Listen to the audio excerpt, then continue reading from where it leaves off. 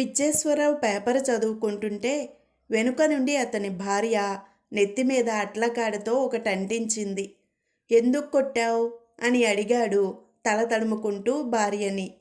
నీ జేబులో జాస్మిన్ అని రాసిన కాగితం ఉంది.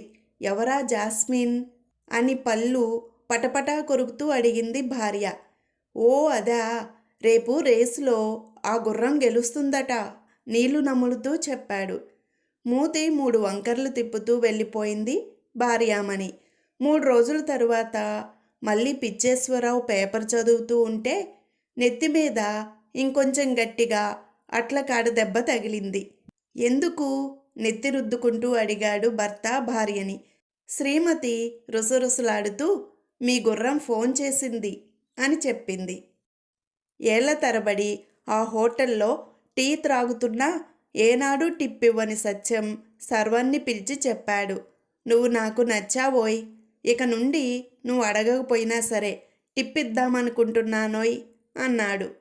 చాలా థ్యాంక్స్ సార్, అలాగైతే నేను కూడా మీకు ఏ రోజు టీ ఆ రోజునే ఇస్తాలేండి సంబరంగా చెప్పాడా సర్వర్. మేనేజర్కి ఉద్యోగికి మధ్య సంభాషణ.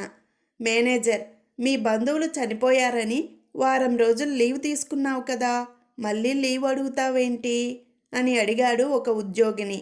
ఉద్యోగి, అప్పుడు అబద్ధం చెప్పి లీవ్ తీసుకున్నాను, ఇప్పుడు నిజంగానే చనిపోయారు అని చెప్పాడు.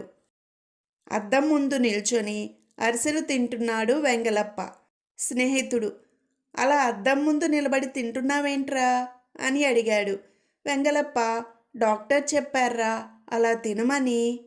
స్నేహితుడు, ఏ సమస్యకు అలా చెప్పారు అని అడిగాడు.